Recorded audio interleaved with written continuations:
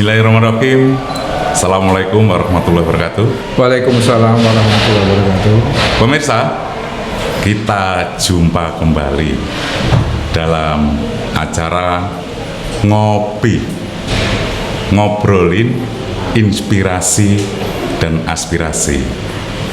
Ini merupakan inovasi dari Teamwork Kanwil Kumham NTB dalam rangka mencari inspirasi untuk memberikan pelayanan yang terbaik bagi masyarakat. Dan seperti biasa, Kanwil Kumham NTB selalu kehadiran tamu istimewa. Kali ini saya kehadiran tamu yang sangat istimewa, Wakil Menteri Hukum dan Hak Asasi Manusia. Mohon izin Pak Wamen, selamat datang di Kanwil Kumham Nusa Tenggara Barat. Terima kasih Pak Haris, Pak Kakanwil. Alhamdulillah, sejak kunjungan saya tadi pagi mulai dari bandara sampai saat ini mendapat sambutan yang luar biasa. Yang memperlihatkan profesionalisme dan kinerja yang baik dari jajaran Kanwil Hukum dan HAM dan semua UPT yang berada di bawahnya, baik di pemasyarakatan, kemudian di kantor imigrasi, dan pada kesempatan ini saya berada di kantor wilayah hukum dan asasi manusia. Kita pada kali ini mencari inspirasi dengan sebuah ide gagasan ngopi supaya kita pelayanan ke depan itu semakin membaik. Dan tentu kehadiran Pak Wamen di NTB ini juga merupakan suatu kebanggaan bagi kami, Teamwork Kanwil Kumham NTB. Apalagi saat ini Bapak membicarakan terkait dengan RUU KUHP. Sebetulnya apa sih Pak yang diinginkan pemerintah dengan mengubah sebuah KUHP yang dulu pernah kita pakai, sekarang kita buat sebuah rancangan, nantinya itu arahnya sebetulnya kebijakannya kemana? Ya, jadi sebetulnya pembaharuan hukum pidana dalam konteks melakukan rekodifikasi terhadap KUHP ini adalah pekerjaan panjang yang prosesnya sudah dimulai dari tahun 1963, jadi sudah 58 tahun dan diharapkan pada tahun ini bisa selesai. Mengapa kita mengharapkan bisa selesai?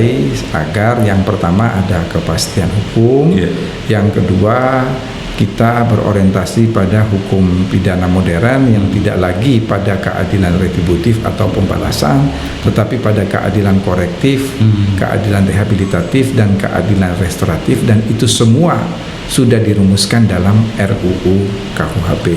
Demikian Pak Haris. Makasih Pak.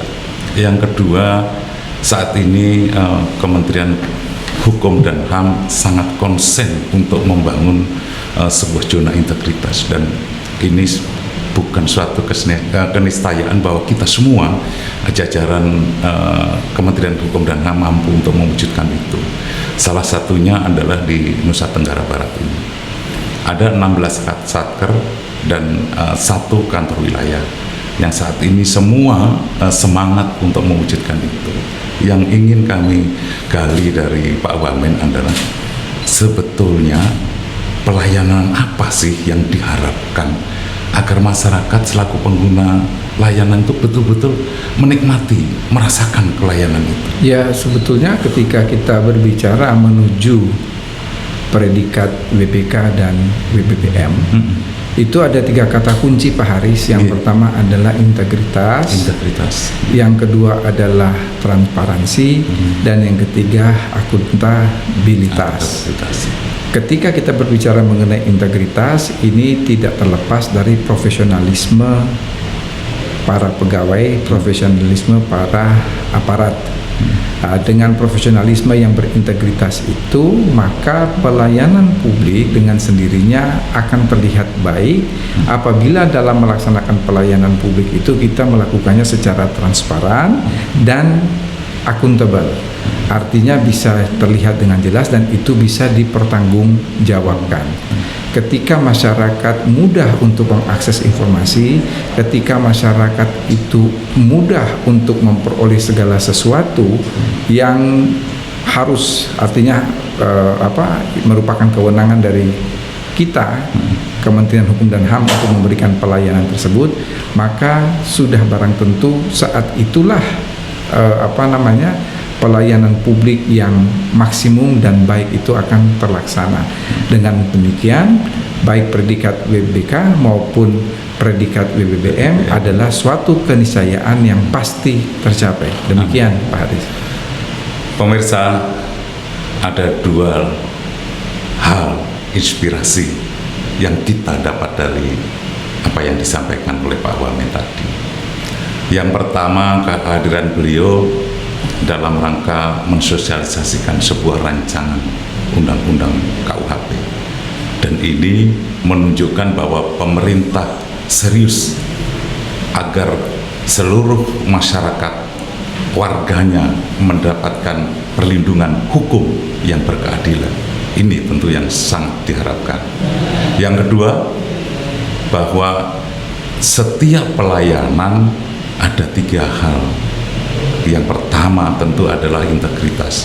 Ditolong seluruh jajaran, inspirasi yang pertama adalah integritas agar WBK kita tercapai.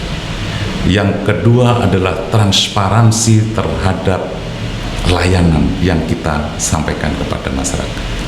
Yang ketiga adalah terkait dengan akuntabilitas.